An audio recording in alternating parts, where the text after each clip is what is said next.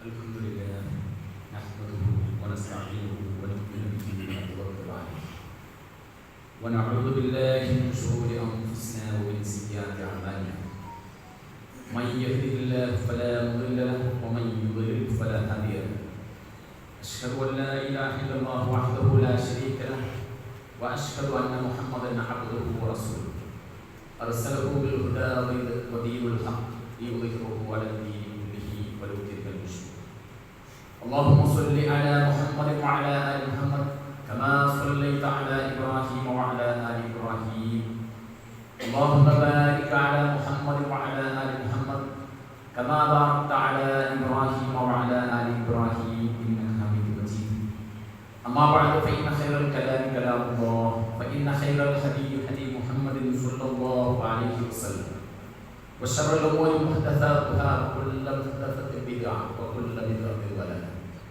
ايها الناس اوصيكم بعباد الله واياي اولا بتقوى الله اعوذ بالله من الشيطان الرجيم بسم الله الرحمن الرحيم يا ايها الذين امنوا اتقوا الله حق تقاته ولا تموتن الا وانتم مسلمون بسم الله الرحمن الرحيم فاستجاب لهم ربهم أني لا أضيع عمل عامل منكم من ذكر أو أنثى بعضكم من بعض فالذين هاجروا وأخرجوا من ديارهم وأوذوا في سبيلي وقاتلوا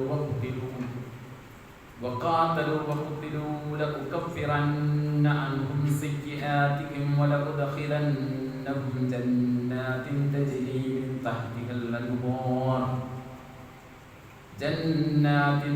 تجري من تحتها الأنهار ثوابا من عند الله والله عنده حسن الثواب ബഹുമാന്യരായ സത്യവിശ്വാസികളെ വിശ്വാസികൾ അല്ലാഹുവിന്റെ നിയമത്തിൽ ജീവിതത്തിലുടനീളം സൂക്ഷിക്കണമെന്ന് എല്ലാവരെയും ഉണർത്തുകയാണ് ഓർമ്മപ്പെടുത്തുന്നത്. ഈ ഭൂമുഖത്ത് അല്ലാഹു സൃഷ്ടിച്ച എല്ലാ ജീവജാലങ്ങളും ഇണയും തുണയുമായാണ് സൃഷ്ടിക്കപ്പെടുന്നത്. ആൺ പെൺ വൈജാതി എല്ലാ ജീവജാലങ്ങളിലും നമുക്ക് കാണാം. ഈ അത്ഭുതത്തെക്കുറിച്ച് ആലോചിക്കുവാനുള്ള ആഹ്വാനങ്ങൾ വിശുദ്ധ ഖുർആനിൽ നിന്ന് നമുക്ക് വായിച്ചെടുക്കാൻ സാധിക്കും. മനുഷ്യരായ നമ്മെ സംബന്ധിച്ചിടത്തോളം ഒരു സമൂഹത്തിന്റെ നിലനിൽപ്പ് അത് സ്ത്രീ പുരുഷൻ ഈ രണ്ട് വിഭാഗങ്ങളുടെയും നിലനിൽപ്പുമായി ബന്ധപ്പെട്ടാണ്. ഒരു സമൂഹം ഉണ്ടാകുന്നത് പുരുഷനെ പോലെ തന്നെ സ്ത്രീക്കും അവരുടേതായ പങ്കും അവരുടേതായ പ്രാധാന്യവും. ഒരു വിഭാഗത്തെ അവഗണിച്ചുകൊണ്ട് മറ്റൊരു വിഭാഗത്തിന് നിലനിൽപ്പില്ല. ഇസ്ലാമിലെ ആരാധനാ കർമ്മങ്ങളിലൊക്കെ തന്നെ പുരുഷനെ സംബന്ധിച്ചിടത്തോളം അതിൽ കൂടുതൽ സ്ഥാനവും അതുപോലെ തന്നെ മാനവും നൽകുന്ന ഒരു രീതിയില്ല. മറിച്ച് പുരുഷന് നിർബന്ധമാക്കപ്പെട്ട എല്ലാ ആരാധനാ കർമ്മങ്ങളും ഒരു സ്ത്രീയെ സംബന്ധിച്ചിടത്തോളം അതുപോലെ നിർബന്ധമാണ്. ഏതെങ്കിലും ആരാധനാ കർമ്മങ്ങളിൽ അല്പം മാറി നിൽക്കുവാനുള്ള ഒരു സാഹചര്യം സ്ത്രീകൾക്ക് അല്ലാഹു പ്രത്യേകമായി നൽകിയിട്ടുണ്ട്. അവർക്ക് ശാരീരികമായി ഉണ്ടാകുന്ന ചില പ്രയാസ വേളകൾ, പ്രകൃതിപരമായ അവരുടെ ശരീരത്തിലുണ്ടാകുന്ന ചില കാര്യങ്ങൾ, ആ സന്ദർഭത്തിൽ ചില ഇളവുകൾ നൽകിയിട്ടുണ്ട്. അതിൽ തന്നെ മറ്റു സന്ദർഭങ്ങളിൽ അവർ ശുദ്ധിയായിരിക്കുന്ന കാലഘട്ടത്തിൽ ഈ കാലഘട്ടത്തിൽ നഷ്ടപ്പെട്ടു പോയ അമലുകൾ ചെയ്തു തീർക്കേണ്ട ആരാധനാക്രമങ്ങളും. ഞാൻ പറഞ്ഞു വന്നത് മനുഷ്യരായ നമ്മെ സംബന്ധിച്ചിടത്തോളം ആരാധനാക്രമങ്ങളിൽ അതുപോലെ തന്നെ ഒരു കർമ്മം ചെയ്യുമ്പോൾ അതിന്റെ പുണ്യം ലഭിക്കുന്നതിലൊക്കെ തന്നെ തുല്യ പങ്കാണ് സ്ത്രീക്കും പുരുഷനുമുള്ളത്. വിശുദ്ധ ഖുർആനിൽ സൂറത്ത് ആൽ ഇംറാനിന്റെ അവസാന ഭാഗത്ത് നമുക്ക് കാണാൻ കഴിയും. ഫസ്തജാബ ലഹും റബ്ബുഹും, അവരുടെ രക്ഷിതാവ് അവർക്ക് ഉത്തരം നൽകി. എന്താണ് ആ ഉത്തരം? അന്നീ ലാ ഉദീഉ അമല ആമിലിൻ മിൻകും, കർമ്മങ്ങൾ ചെയ്യുന്ന ഒരുവന്റെയും ആ കർമ്മം നാം നിഷ്ഫലമാക്കി കളയുകയല്ല. മിൻ ദക്കരിൻ ഔ ഉൻസ, പുരുഷനാകട്ടെ സ്ത്രീയാകട്ടെ. ബഅദുകും മിൻ ബഅദ്, അവരിൽ ചിലർ മറ്റു ചിലരിൽ നിന്നുള്ളവരാണ്. ഫല്ലദീന ഹാജറു വഉഖ്രിജു മിൻ ദിയാരിഹിം വഊദു ഫീ സബീലി വഖാതലു വഖുതിലു, നമ്മുടെ മാർഗത്തിൽ ആർ ഹിജറ പോകുന്നു, അതുപോലെ തന്നെ സ്വന്തം ഭവനങ്ങളിൽ നിന്ന് ആർ പുറത്താക്കപ്പെടുന്നു, അള്ളാഹുവിന്റെ മാർഗത്തിൽ പീഡനങ്ങൾ അനുഭവിക്കപ്പെടുകയോ യുദ്ധത്തിന് വിധേയമാക്കപ്പെടുകയോ അല്ലെങ്കിൽ യുദ്ധത്തിൽ പങ്കെടുക്കുകയോ ചെയ്ത ആളുകൾ, അത്തരം ആളുകളെ സംബന്ധിച്ചിടത്തോളം അവരുടെ പ്രതിഫലം ആണാവട്ടെ പെണ്ണാവട്ടെ തുല്യമായിരിക്കും എന്നാണ് വിശുദ്ധ ഖുർആൻ പറയുന്നത്. അത്തരം ആളുകളെ സംബന്ധിച്ചിടത്തോളം അവരുടെ പാപങ്ങൾ നാം മായ്ച്ചു കളയും. താഴ്ഭാഗത്തുകൂടി അരുവികൾ ഒഴുകുന്ന സ്വർഗത്തോപ്പുകളിൽ അവരെ നാം പ്രവേശിപ്പിക്കുകയും ചെയ്യും. സവാബില്ല അള്ളാഹുവിന്റെ അടുക്കൽ നിന്നുള്ള മഹത്തായ പ്രതിഫലമായി. അള്ളാഹു അവരുടെ അടുക്കലാണ് ഏറ്റവും നല്ല പ്രതിഫലം. ഇവിടെ ജീവിതത്തിൽ വിവിധ തരത്തിലുള്ള ത്യാഗങ്ങൾ, പ്രയാസങ്ങൾ, ബുദ്ധിമുട്ടുകൾ അനുഭവിക്കുന്നതിൽ ആൺ പെൺ വ്യത്യാസമില്ലാതെ ഇരുകൂട്ടർക്കും തുല്യമായ രീതിയിൽ ആണാവട്ടെ പെണ്ണാവട്ടെ അവരുടെ പ്രയത്നങ്ങൾക്ക് നാം പ്രതിഫലം നൽകും എന്നാണ് അള്ളാഹു പറയുന്നത്. ഇസ്ലാമിലെ ആരാധനാക്രമങ്ങളിലും മറ്റും പൊതു ഇടങ്ങളിലൊക്കെ അത് പുരുഷന് മാത്രം പ്രവേശനമുള്ള ഒരു സ്ഥലമായി ഒരിടത്തും അള്ളാഹു നിശ്ചയിച്ചിട്ടില്ല. പ്രത്യേകിച്ച് പള്ളികളിൽ നമ്മുടെ ഈ ഇലക്ഷന് തൊട്ടും ഉണ്ടായിരുന്ന ആഴ്ചയിൽ കേരളത്തിൽ സജീവമായി ചർച്ചയുണ്ടായ ഒരു കാര്യമാണ് സ്ത്രീ പള്ളി പ്രവേശനവുമായി ബന്ധപ്പെട്ട കാര്യം. കേരളത്തിലെ ഒരു പ്രമുഖ കുടുംബത്തിൽപ്പെട്ട ഒരു വ്യക്തിത്വവുമായി ബന്ധപ്പെട്ടുണ്ടായ ഒരു അഭിമുഖത്തിൽ അവർ സ്ത്രീകൾക്ക് പള്ളിയിൽ പോകാം എന്നതുമായി ബന്ധപ്പെട്ട് സംസാരിച്ചപ്പോൾ അതിനോടനുബന്ധിച്ചുണ്ടായിരുന്ന ചില കോലാഹലങ്ങൾ നമ്മുടെയൊക്കെ തന്നെ ശ്രദ്ധയിൽപ്പെട്ടിട്ടുണ്ട്. ഇവിടെ നമ്മൾ ആലോചിക്കേണ്ട ഇത്തരത്തിലുള്ള ഒരു തർക്കമുണ്ടായത് ഒരു മുസ്ലിം എന്ന നിലയ്ക്ക് ഈ തർക്കത്തിൽ നമ്മുടെ നിലപാട് എന്തായിരിക്കണം എന്ന് വളരെ കൃത്യമായി നമുക്ക് ബോധ്യപ്പെടേണ്ടത്. വിശുദ്ധ ഖുർആൻ ഈ കാര്യത്തെ കുറിച്ച് എന്താണ് പറയുന്നത്? വിശ്വാസികൾക്കിടയിൽ ഒരു തർക്കമുണ്ടാകുമ്പോൾ എന്താണ് അതിന്റെ പരിഹാരം? ഖുർആൻ നമുക്ക് ഇപ്രകാരം കാണാൻ കഴിയും. യാ അയ്യുഹല്ലദീന ആമനൂ അത്തിഉല്ലാഹ വ അത്തിഉർ റസൂല. സത്യവിശ്വാസികളെ നിങ്ങൾ അല്ലാഹുവിനെ അനുസരിക്കുക, അല്ലാഹുവിന്റെ ദൂതനെയും അനുസരിക്കുക. അപ്രകാരം ഉലിൽ അംരി മിൻകും, നിങ്ങളിൽ നിന്ന് കാര്യങ്ങൾ കൈകാര്യം ചെയ്യുന്ന എന്ന് പറഞ്ഞാൽ ഭരണ നേതൃത്വത്തിലുള്ള ആളുകളെയും. ഫഇൻ തനാസഅതും ഫീ ശൈഇൻ ഫർദൂഹു ഇലല്ലാഹി വറസൂൽ. ഇനി നിങ്ങൾക്കിടയിൽ ഏതെങ്കിലും തരത്തിലുള്ള ഒരു തർക്കം ഉണ്ടായാൽ അതിനെ നിങ്ങൾ അല്ലാഹുവിലേക്കും അതുപോലെ തന്നെ അവരുടെ ദൂതനിലേക്കുമാണ് മടക്കേണ്ടത്. അവിടെ ആ പരാമർശത്തിനോടൊപ്പം നേരത്തെ ഭരണകർത്താക്കളെ പരാമർശിച്ചതുപോലെ ഇവിടെ ഭരണകർത്താക്കളെ പരാമർശിക്കുന്നില്ല. എന്ന് പറഞ്ഞാൽ തർക്കമുണ്ടായാൽ അല്ലാഹുവിലേക്കും അവരുടെ പ്രവാചകനിലേക്കുമാണ് നിങ്ങൾ മടക്കേണ്ടത്. ഇൻ കുൻതും തുഅ്മിനൂന ബില്ലാഹി വൽ യൗമിൽ ആഖിർ, നിങ്ങൾ അല്ലാഹുവിലും അതുപോലെ തന്നെ നാളെ പാരത്രിക ലോകത്തിലും വിശ്വസിക്കുന്നവരാണെങ്കിൽ ദാലിക ഖൈറുൻ വ അഹ്സനു തബീല, അതാണ് ഏറ്റവും ഉത്തമമായത്, അതുപോലെ തന്നെ ഏറ്റവും നല്ല വ്യാഖ്യാനമായിട്ടുള്ളത്. അപ്പോൾ നമുക്കിടയിൽ ഒരു തർക്കം ഉണ്ടായാൽ ആ തർക്കത്തിന് നാം പരിഹാരം കാണേണ്ടത് വിശുദ്ധ ഖുർആനിൽ നിന്നാണ്. അല്ലാഹുവിലേക്ക് മടങ്ങുക എന്നതുകൊണ്ട് ഉദ്ദേശിക്കുന്നത്, അതുകൊണ്ട് വിവക്ഷിക്കുന്നത് വിശുദ്ധ ഖുർആനാണ്. ആ ഖുർആനിലെ അധ്യാപനമാണല്ലോ മതപരമായ ആചാരങ്ങൾ, അനുഷ്ഠാനങ്ങൾ, കർമ്മങ്ങളൊക്കെ സ്വീകരിക്കുന്നത് നാം വിധേയമാക്കപ്പെടുന്ന അല്ലെങ്കിൽ അവലംബിക്കുന്ന രംഗം. അതുകൊണ്ട് തന്നെ തർക്കങ്ങൾ ഉണ്ടായാൽ നാം മടക്കേണ്ടത് അങ്ങോട്ടാണ്.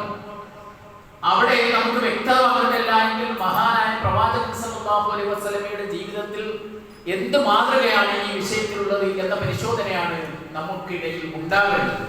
നിങ്ങൾ അള്ളാഹുവിലും അന്ത്യദിനത്തിലും വിശ്വസിക്കുന്നവരാണെങ്കിൽ എന്നാണ് അള്ളാഹു പറയുന്നത്. അതുകൊണ്ട് ഇത്തരത്തിലുള്ള ഒരു തർക്കം ഉണ്ടാവുകയാണെങ്കിൽ അവിടെ നമുക്ക് അവലംബമാകേണ്ടത് വിശുദ്ധ ഖുർആൻ, പ്രവാചകൻ സല്ലല്ലാഹു അലൈഹി വസല്ലമയുടെ ചര്യയുമാണ്. ഇങ്ങനെ സ്ത്രീകൾ പള്ളികളിൽ നിന്ന് വിലക്കപ്പെടേണ്ടവരാണ് എന്നതിന് ഏതെങ്കിലും നിലയ്ക്ക് ഒരു നിർദ്ദേശം വിശുദ്ധ ഖുർആനിലോ അതുപോലെ തന്നെ പ്രവാചകൻ സല്ലല്ലാഹു അലൈഹി വസല്ലമയുടെ ചര്യയിലോ നമുക്ക് കാണാൻ കഴിയില്ല. മാത്രമല്ല പലപ്പോഴും അതിന് അനുകൂലമാകുന്ന രീതിയിൽ ഒട്ടേറെ രേഖകൾ വിശുദ്ധ ഖുർആനിലും പ്രവാചകൻ സല്ലല്ലാഹു അലൈഹി വസല്ലമയുടെ ചര്യയിലും നമുക്ക് കാണാൻ കഴിയും. നമുക്കറിയാം മഹദി മറിയം ബീവി, അവർ ജനിച്ചു വളർന്നത് തന്നെ പള്ളിയിലാണ്. അവരോടായി വിശുദ്ധ ഖുർആൻ നടത്തുന്ന ഒരു ആഹ്വാനമുണ്ട്. അത് ഇപ്രകാരമാണ്: യാ മറിയം ഖുനതി ലിറബ്ബികി വസ്ജുദി വർഖഇ മഅറാക്കി. മറിയം, നീ നിന്റെ രക്ഷിതാവിന് വേണ്ടി വിധേയപ്പെടുക, കീഴൊതുങ്ങുക. അതുപോലെ തന്നെ വസ്ജുദി വർഖഇ, നീ സാഷ്ടാംഗം ചെയ്യുക, സുജൂദ് ചെയ്യുക. അതുപോലെ തന്നെ റുക്കൂ ചെയ്യുക. മഅറാക്കിഈൻ, റുക്കൂ ചെയ്യുന്നവരോടൊപ്പം, ഒറ്റയ്ക്ക് ചെയ്യുവാനല്ല കൽപ്പിക്കുന്നത്. അവർ ഒരു സ്ത്രീയാണ്, നമുക്കറിയാം. ആ സ്ത്രീയോടാണ് അല്ലാഹു പറയുന്നത് വസ്ജുദി വർഖഇ മഅറാക്കി, നീ സുജൂദ് ചെയ്യുക, അതോടൊപ്പം തന്നെ റുക്കൂ ചെയ്യുക. അത് ചെയ്യുന്നവരോടൊപ്പം കൂട്ടമായി ചെയ്യുക. അതിനുള്ള നിർദ്ദേശമാണ് നൽകുന്നത്, ഒറ്റയ്ക്ക് നിർവഹിക്കാനല്ല. നമുക്കറിയാം, വിശുദ്ധ ഖുർആനിൽ ആരാധനാ കർമ്മങ്ങളെ കുറിച്ച് പറയുന്ന സന്ദർഭത്തിൽ ഒറ്റയ്ക്ക് പറയുന്നത് അപൂർവം സാഹചര്യങ്ങളാണ്, കൂടുതലും പറയുന്നത് ബഹുവചന രീതിയാണ്.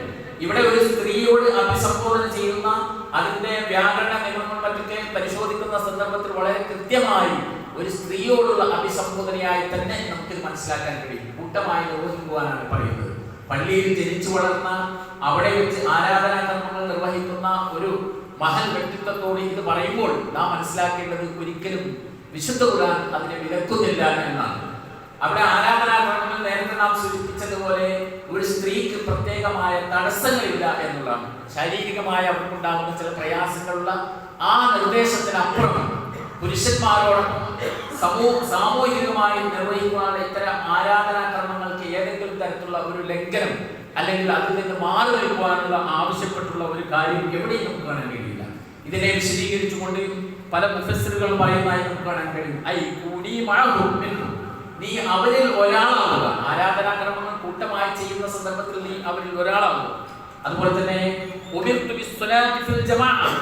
ഞാൻ ജമാഅത്തോടൊപ്പം നമസ്കരിക്കുവാൻ കൽപ്പിക്കപ്പെട്ടിരിക്കുന്നു എന്ന് ഇതിനെ വ്യാഖ്യാനം നൽകുകൊണ്ട് ബൈലാവി തഫ്സീർ ബൈലാവിയൊക്കെ നമുക്ക് കാണാൻ കഴിയും. ഇവിടെ നാം മനസ്സിലാക്കേണ്ടത് ഒരു സ്ത്രീയെ സംബന്ധിച്ചിടത്തോളം പള്ളിയെ ഒരിക്കലും വിശുദ്ധ ഖുർആൻ വിലക്കുന്നില്ല എന്നാണ്.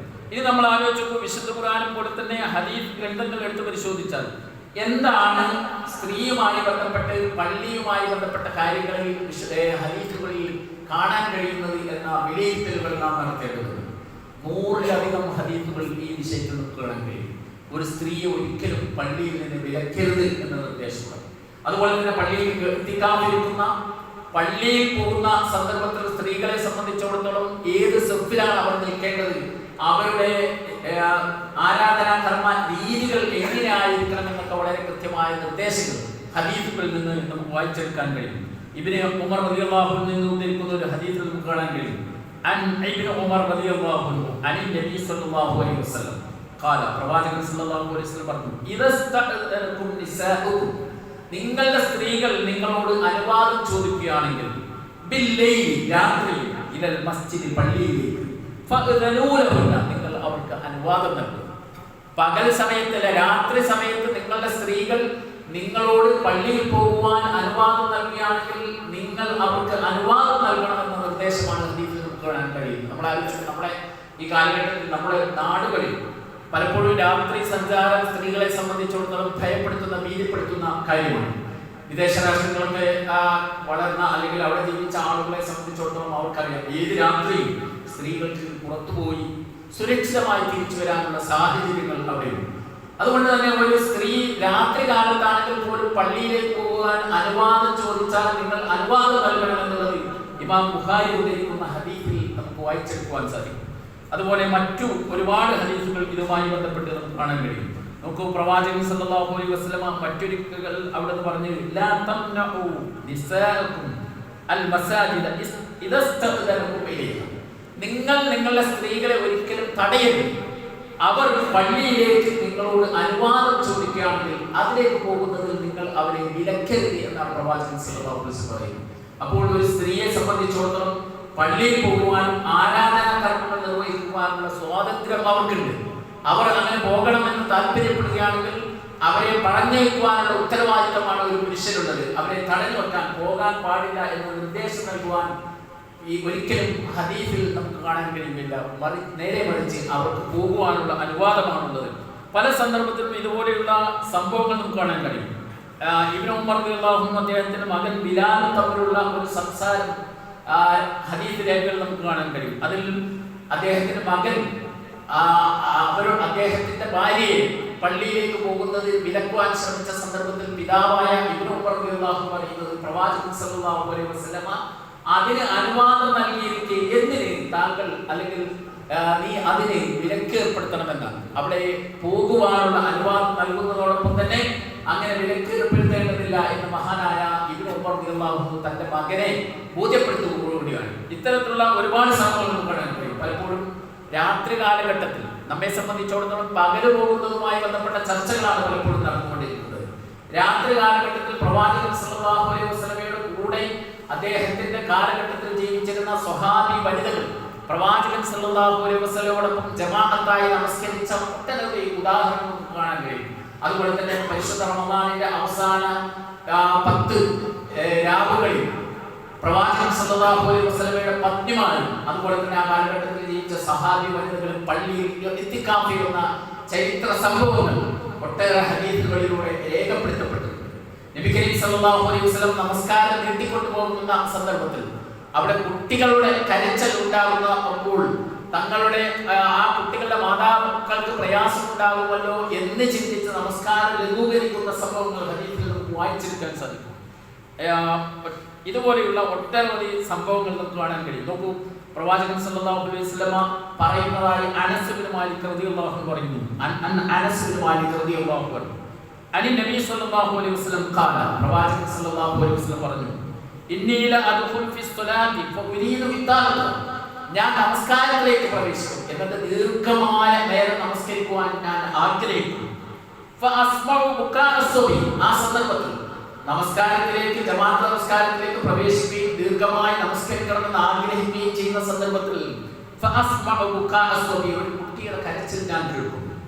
ഫഅതജവ്വസു മിമ്മാ അഅലമു മിൻ ശിദ്ദതി വജ്ദി ഉമ്മിഹി മിൻ ബുകായി, ആ സന്ദർഭത്തിൽ അങ്ങനെ കുഞ്ഞ് കരയുമ്പോൾ അവരുടെ മാതാവിനുണ്ടാകുന്ന പ്രയാസത്തെ കുറിച്ച് ഞാൻ ആലോചിക്കുകയും അങ്ങനെ ആ നമസ്കാരം ഞാൻ ലഘൂകരിക്കുകയും ചെയ്യുമെന്ന്. നമ്മൾ ആലോചിച്ചു നോക്കും, ഒരു കുട്ടിയുടെ കരച്ചിൽ, ആ കുട്ടി വളരെ അട്ടഹസിച്ച് കരയുന്ന സന്ദർഭത്തിൽ നമസ്കരിച്ചു കൊണ്ടിരിക്കുന്ന ആ മാതാവിനെ സംബന്ധിച്ചിടത്തോളം അവർക്കുണ്ടാകുന്ന അവരുടെ കോൺസെൻട്രേഷൻ, ഏകാഗ്രത നഷ്ടപ്പെടാനുള്ള സാധ്യതയുണ്ട്. അവർക്ക് മാത്രമല്ല, അവരോടൊപ്പം നമസ്കരിച്ചു കൊണ്ടിരിക്കുന്ന മറ്റു ആളുകൾക്കും അത് സംഭവിക്കാം.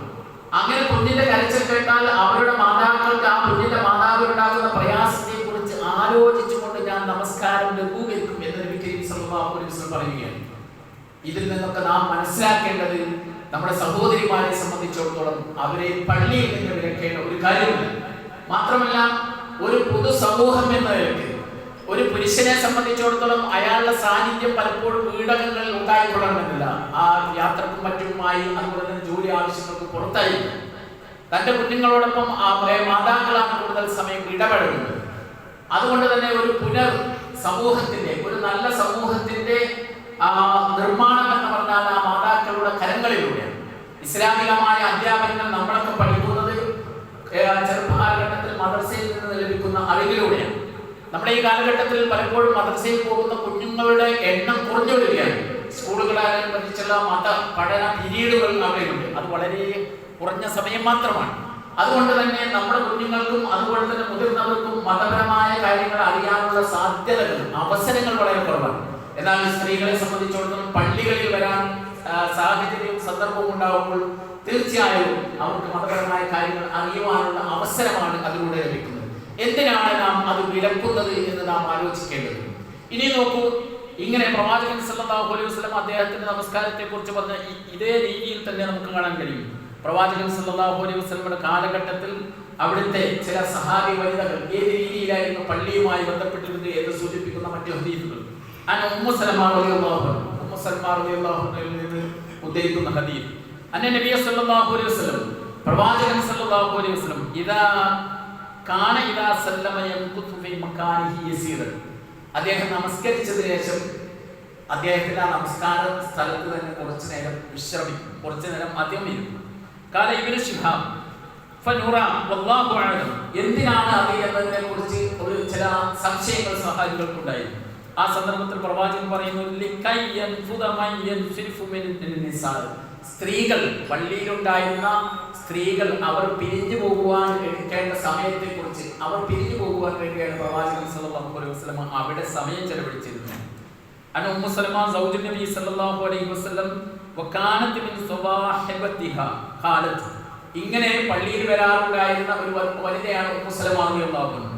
അവർ പറഞ്ഞത്, കാന യുസല്ലിമു ഫയൻസരിഫു നിസാ ഫയദ്ഖുൽന ബുയൂതുഹുന്ന മിൻ ഖബ്ലി അൻ യൻസരിഫ റസൂലുള്ളാഹി സ്വല്ലല്ലാഹു അലൈഹി വസല്ലം, അങ്ങനെ പള്ളിയിൽ വരാറുണ്ടായിരുന്ന സ്ത്രീകൾ പ്രവാചകൻ സല്ലല്ലാഹു അലൈഹി വസല്ലം അദ്ദേഹം സലാം വീട്ടി അദ്ദേഹം അവിടെ നിന്ന് പിരിയുന്നതിന് മുമ്പ് തന്നെ വീടകങ്ങളിൽ പ്രവേശിച്ചിരുന്നു. എന്ന് പറഞ്ഞാൽ അവർ കൂടുതൽ സമയം അവർ ചെലവഴിച്ചിരുന്നു, പള്ളിയിൽ പോയിരുന്നു, നമസ്കരിച്ചിരുന്നു.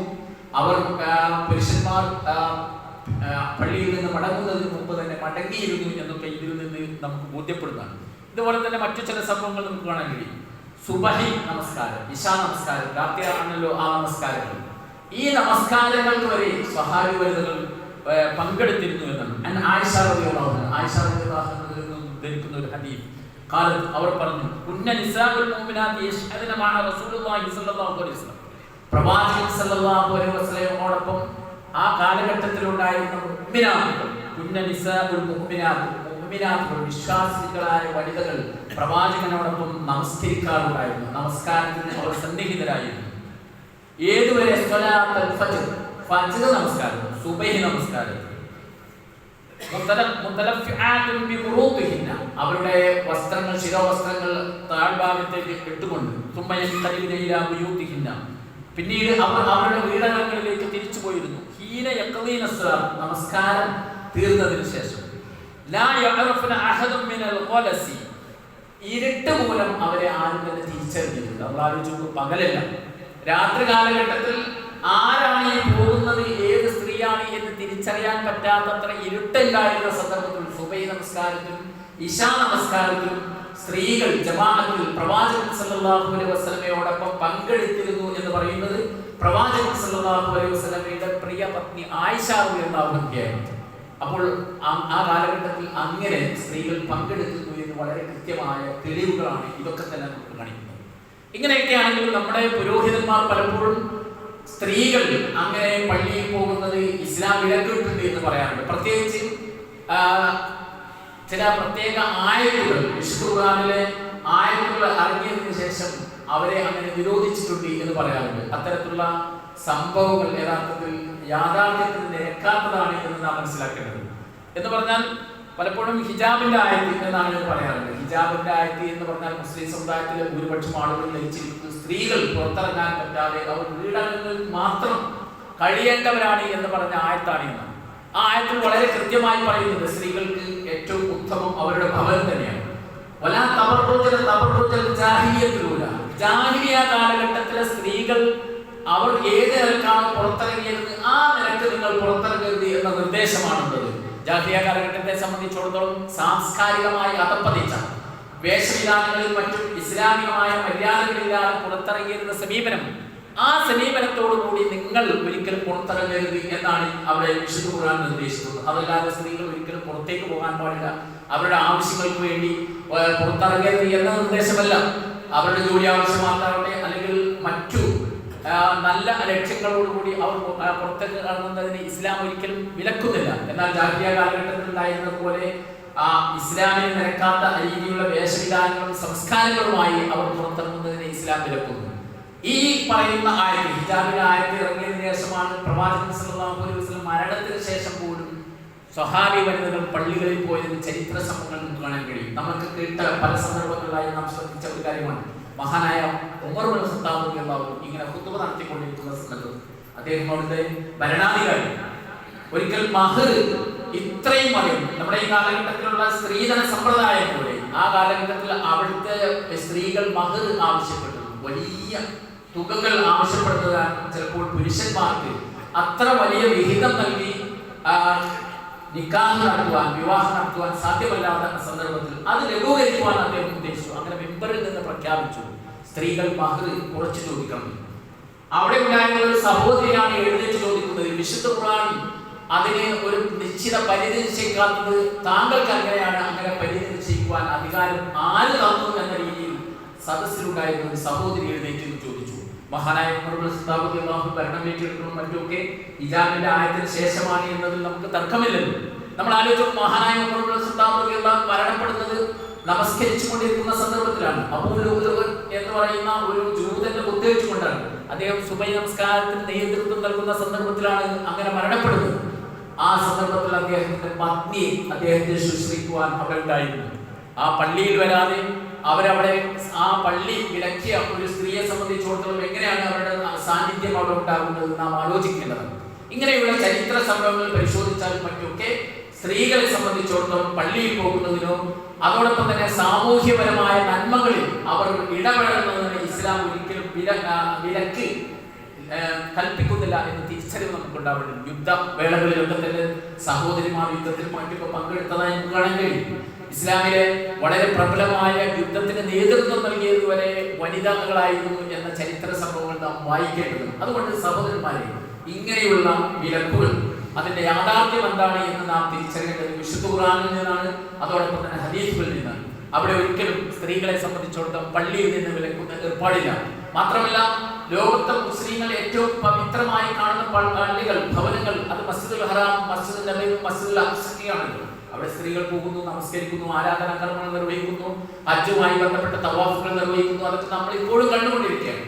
ഏറ്റവും പുണ്യമാക്കപ്പെട്ട സ്ഥലങ്ങളിൽ അനുവദിക്കുകയും അത്ര തന്നെ പ്രാധാന്യമില്ല എന്ന് നമ്മൾ വിശ്വസിക്കുന്ന മറ്റു കേന്ദ്രങ്ങളിൽ അത് വിലക്കുകയും ചെയ്യുന്നതിൽ എന്ത് യുക്തിയാണുള്ളത് നാം ചിന്തിക്കേണ്ടതുണ്ട്. അതുകൊണ്ട് നമ്മുടെ സഹോദരിമാരെ ഇങ്ങനെയുള്ള സാഹചര്യങ്ങൾ അവർക്ക് ഉണ്ടാക്കി കൊടുത്ത പള്ളികളിലും മറ്റും കൊണ്ടുവരുവാനും അവർക്ക് പോകുവാൻ അനുവാദം നൽകുവാനാണ് നാം ശ്രമിക്കേണ്ടത്. പലപ്പോഴും നമ്മെ സംബന്ധിച്ചിടത്തോളം മുസ്ലിങ്ങളിൽ ഭൂരിപക്ഷം വരുന്ന ആളുകളും ഈ യാഥാർത്ഥ്യം ബോധ്യപ്പെട്ടാൽ പോലും അവരുടെ സഹോദരിമാരെ പള്ളിയിലേക്ക് അയക്കുന്നതിൽ താല്പര്യം കാണിക്കാറില്ല. അല്ലെങ്കിൽ ചില സഹോദരിമാർ അങ്ങനെ അവസരം ഉണ്ടായിട്ടും പോകുവാൻ താല്പര്യം കാണിക്കാറില്ല. യഥാർത്ഥത്തിൽ പള്ളിയിൽ വരാനും ആരാധനാക്രമങ്ങൾ സജീവമായി പങ്കുകൊള്ളുവാൻ, ഖുത്ബകളും മറ്റു ക്ലാസുകളും ഒക്കെ കേൾക്കുവാനും അവസരവും സാഹചര്യവും അവർക്ക് ഉണ്ടാക്കി കൊടുക്കുക എന്നുള്ളത് വളരെ പ്രധാനപ്പെട്ട കാര്യമാണ്. മതപരമായ കാര്യങ്ങൾ, അധ്യാപനങ്ങൾ നാം അറിയുന്നതും മനസ്സിലാക്കുന്നതും അത് കേൾക്കുന്നതും നമ്മുടെ ജീവിതത്തിൽ പുലർത്തുവാൻ അവസരമുണ്ടാകുന്നതൊക്കെ തന്നെ അത് കേൾക്കുന്നതിലൂടെയും അറിയുന്നതിലൂടെയുമാണ് എന്ന തിരിച്ചറിവാണ് നമുക്ക് ഉണ്ടാവേണ്ടത്. അങ്ങനെ ഇസ്ലാമിന്റെ അധ്യാപനങ്ങൾ അതിന്റെ യഥാർത്ഥ സോഴ്സിൽ നിന്ന് മനസ്സിലാക്കുവാൻ, അത് ജീവിതത്തിൽ പുലർത്തുവാനുള്ള സന്നദ്ധത നാം പ്രകടിപ്പിക്കുക. അല്ലാഹു നമ്മയെയും അനുഗ്രഹിക്കുമാറാകട്ടെ.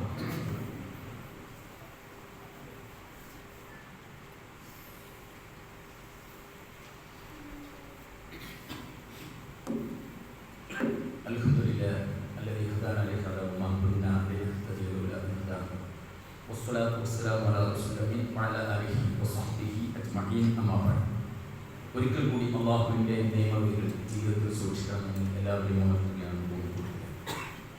മഹാനായ നബി കരീം സല്ലല്ലാഹു അലൈഹി വസല്ലം എപ്പോഴും പ്രാർത്ഥിക്കാറുണ്ടായിരുന്ന ഒരു പ്രാർത്ഥന പ്രകാരമാണ്. അബ്ദുല്ലാഹി ഇബ്നു ഉമർ റളിയല്ലാഹു അൻഹു ധരിക്കുന്ന ഒരു ഹദീസിലാണ് ഇത് നമുക്ക് കാണാൻ കഴിയും.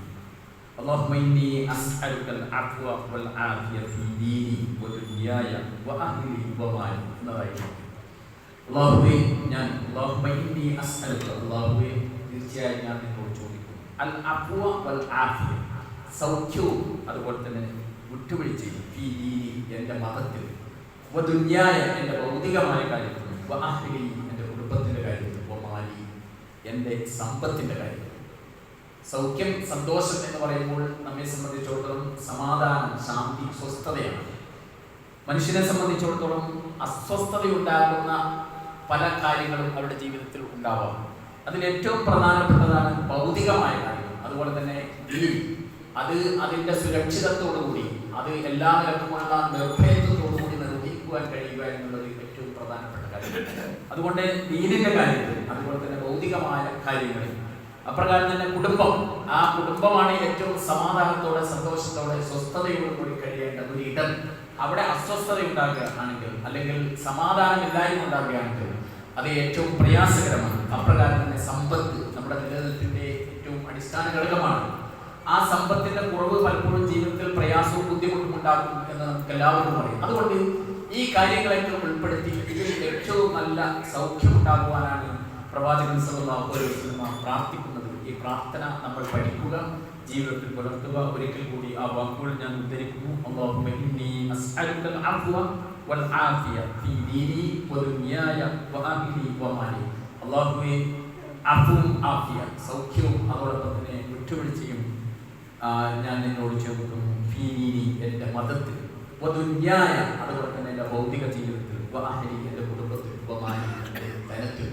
പ്രാർത്ഥന നാം പഠിക്കുക, ജീവിതത്തിൽ പുലർത്തുക. അല്ലാഹു നമ്മെ എവിടെയും ജീവിതത്തിൽ വന്നുപോയ ചെറുതുപലുതുമായ പാപങ്ങൾ ഞങ്ങൾ നാം അറിഞ്ഞും അറിയാതെയും ചെയ്തു പോയ കുറ്റങ്ങൾ, അതിൻ്റെ പാപഭാരം അല്ലാഹു നമ്മിൽ നിന്ന് ഒഴിവാക്കിയതാണ്. നമ്മിൽ നിന്ന് മരണപ്പെട്ടു പോയ നമ്മുടെ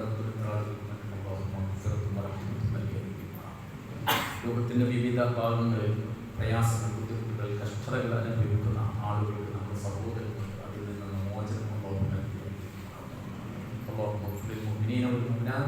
والمسلمين والمسلمات والأحياء منهم والأموات إنك مجيب الدعوات يا قاضي الحاجات. اللهم أعز الإسلام والمسلمين، اللهم أعز الإسلام والمسلمين، اللهم أعز الإسلام والمسلمين. ربنا اغفر لنا ولإخواننا الذين سبقونا بالإيمان ولا تجعل في قلوبنا غلا للذين آمنوا ربنا إنك رؤوف رحيم. ربنا هب لنا من أزواجنا وذرياتنا قرة أعين